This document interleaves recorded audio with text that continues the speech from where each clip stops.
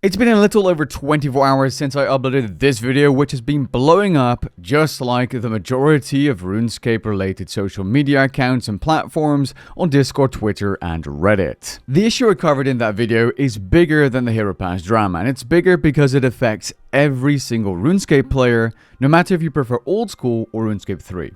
Having to pay more for less, which is what that video was about, is something no one wants. As a quick reminder, or in case you're watching this video and you haven't watched any of the other drama that people have been putting out, Jagex is toying the plan, which they definitely intend to execute at some point in some shape or form, to get you to pay more for basic account security, having access to both games on a single membership plan, the ability to play without ads that do not exist yet, and you having to pay more simply to retain your current AFK timer, otherwise it would be reduced. Since that time, which honestly isn't all too long ago, 3 significant developments have taken place. 1. The survey was taken offline. 2. Jagex CEO mod pips replied with a personal letter, and 3. I've had a good night's sleep. No, this video isn't sponsored by a mattress company, but you wouldn't be able to afford it if Jagex continues to increase membership prices like they're planning to do now. Let's go through this reply, shall we? The conjoint membership survey has caused the community frustration, anger, and concern. We made major mistakes with this and are truly sorry. We've heard your feedback loud and clear. I wonder where I've heard that word before. I have a feeling Jagex uses this whenever there's drama, and it's their way of saying, yes, we've heard you, but there's a big difference, or big discrepancy, between hearing something and being an actual good listener. And Jagex, the company, isn't a good listener, but they are really good into tricking you to believe they are by writing messages like these. They use these exact same words around the RuneLite shutdown, and they also use them around Hero Pass. The way we approached this survey was clumsy and inconsiderate, to say the least. We failed to think this through from your perspective as players. We caught up in research mode and rushing a project with a research partner. First of all, putting the blame on another company or partner is a pretty weak excuse. Blaming another company which you partnered up with for your own mistake is as weak as a kid named Timmy pointing at Max and yelling, "He peed on the wall," when everyone knows Timmy's the one with wet shoes.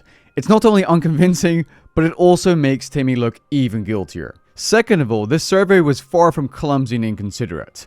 It was carefully crafted and very well put together, if I'm being honest. I actually did the survey after receiving it on some kind of random account that never logs in, and it was really well put together. We're talking full production for each feature mentioned, individual videos, and an introduction video 2 minutes long. Ignoring the contents of the survey, it was generally very well put together. What was intended as a rigorous methodology for exploring an unfiltered range of ideas you saw as alarming possibilities that appeared to threaten the integrity of the game you love.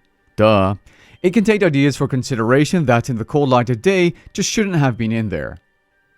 Again, you wouldn't be serving something you aren't considering. That's ridiculous. There's no way a billion-dollar company surveys a question that they have no intention of using the data results of. That's a load of horseshit. We should have paused to consider this properly and avoided the unnecessary worry and anger this has caused. This was an exploration survey intended to test a broad range of features and options around subscriptions. You mean base features and community worlds and ads, including those from other games to measure how they ranked and compared. The randomness of the survey system presents features, combinations, and prices that, understandably, alarmed many of you. This is pointing out the obvious because we just had a price increase of 24 to 30%, and Jagex is showing you options that, in the cheapest package, are 28% more expensive. Let's continue reading.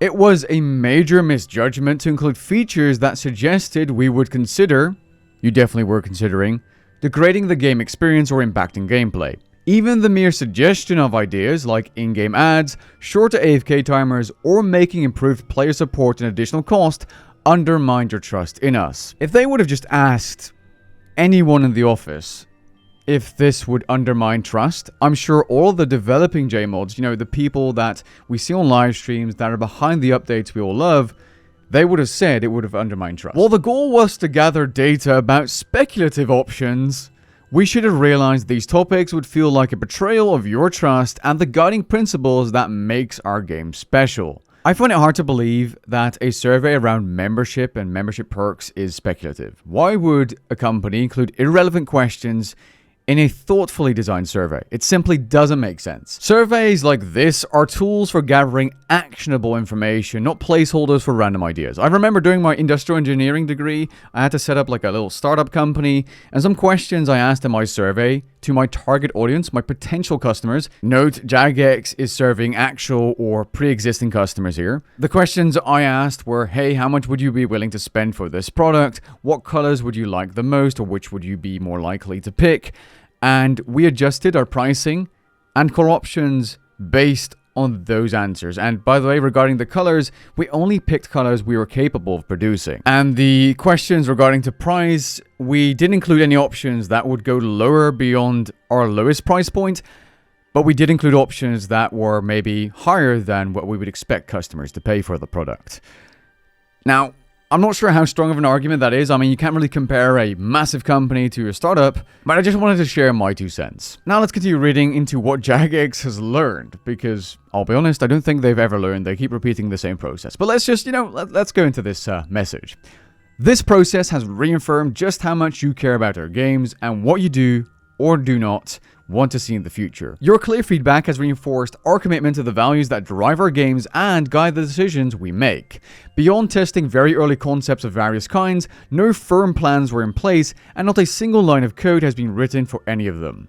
The survey has been halted. I'm not really sure what they're trying to downplay here. It doesn't matter if they haven't started development on any of these options. The problem here, and whether or not they've started development on these options or not doesn't really matter, is that they see these options as options when ads have no place in a subscription-based MMO with that many microtransactions. And increased security features isn't exactly a justification to increase the price of membership by 45%. We take your feedback very seriously. We've heard you loud and clear, again, they say it again, and we want to address some of the main issues we saw mentioned in the Runescape community. Okay, here it comes.